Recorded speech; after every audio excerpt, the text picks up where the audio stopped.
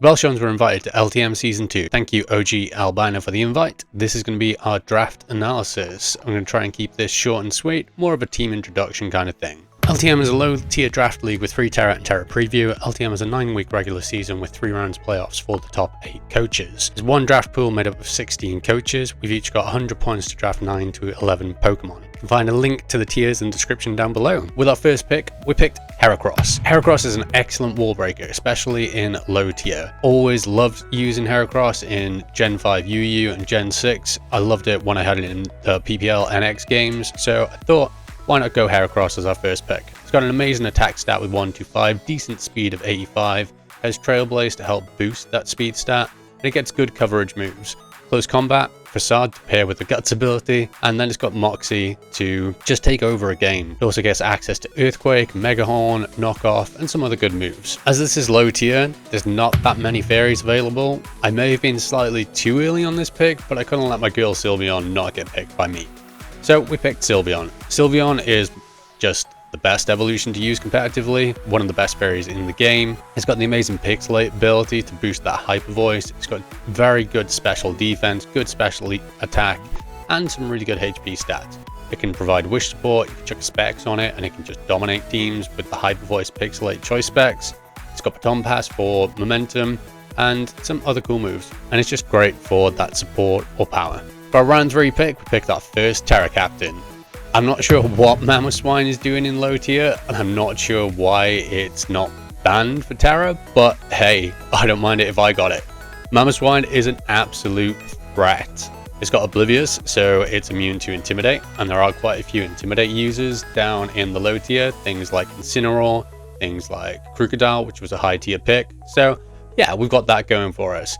Snowcloak is an ability I'm not going to be able to use because it is banned, obviously evasion boosting.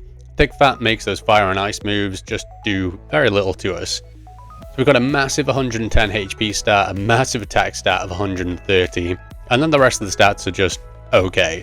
But we've got some good moves like Trailblaze to boost our speed, we've got priority in Ice Shard, we've got Icicle Crash, we've got, if I want to run like a loaded dice set, we've got Icicle Spear or Rock Blast. Ice and Ground are 2 of the best offensive types, and when you've got one Pokemon that can do them both, yeah, hopefully this is just going to win some games for us. Next up, we picked Empoleon. I wanted something defensive that could put Stealth Rocks up, but I also wanted something that was going to be Water or Steel type. Needed to start thinking about those cores. Obviously I already got my Fairy, needed the Steel, and hey, this helps with the Water Fire Grass. But the Torrent ability, which will be boosting our Water moves once we get to low enough HP, or we got the competitive ability, which will be boosting our special attack if we take any drops.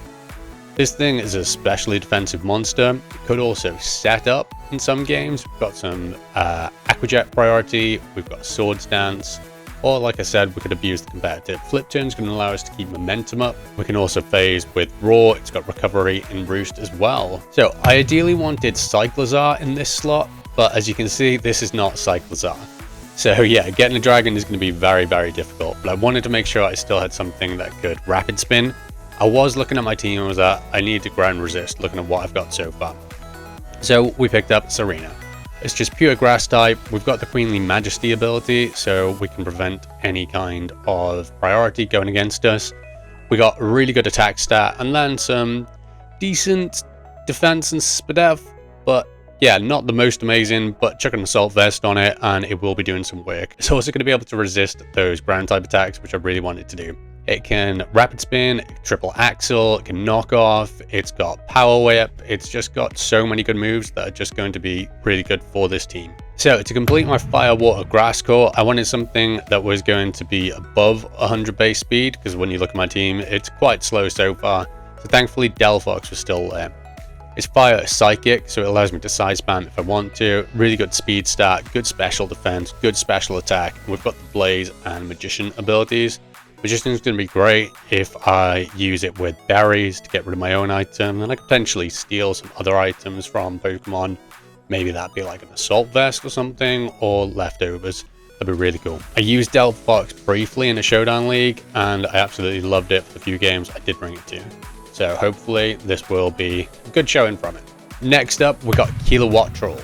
I needed something that was going to be immune to ground moves, because Serena is currently the only thing that resists them.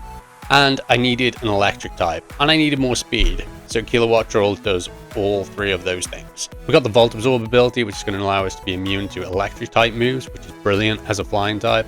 Or we got the competitive ability, which I explained earlier with Empoleon. This is going to be the fastest thing on our team with 125 base speed, a decent special attack of 105, and some middling stats across the board. Kilowattrol is mainly just going to be here as our revenge killer, but it can also offer some support to the team with moves like Tailwind or Thunder Wave. It gets access to 2 momentum moves in U-turn and Volt Switch, so if there's no ground type, I can just slap on Volt Switch. If they do have a ground type, then I can just U-turn for free. Because of the Tera rules for this league, I didn't have many Tera points left after Mamoswine, so next up for our Tera captain, we've got Chloritza. This thing was dirt cheap, like it was like 6 Tera points. I think this was a little bit underpriced personally, so it's a very good steal for me.